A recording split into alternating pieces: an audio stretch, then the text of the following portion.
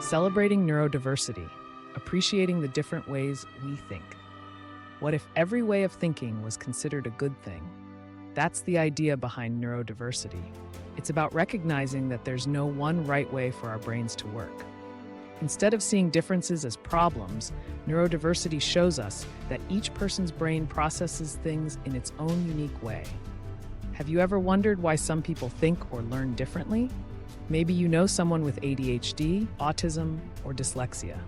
These are all examples of neurodivergence, where 1 in 5 people's brains work differently from what's considered typical. People whose brains work more like the majority are called neurotypical. Take Alex and Rosie. They're both taking the same math test. Alex likes quiet and works best in silence.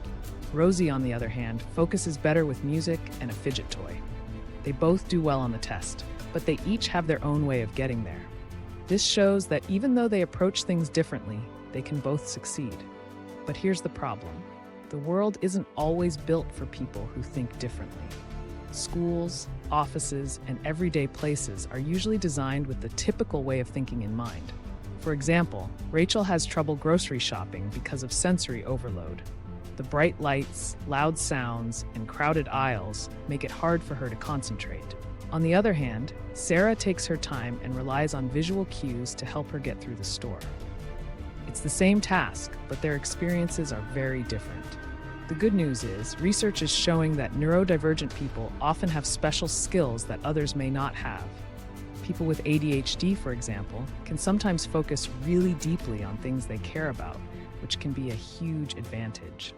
Likewise, people with autism often hear or notice things that others miss, like small changes in sound or detail, which can make them great at noticing patterns in noisy environments.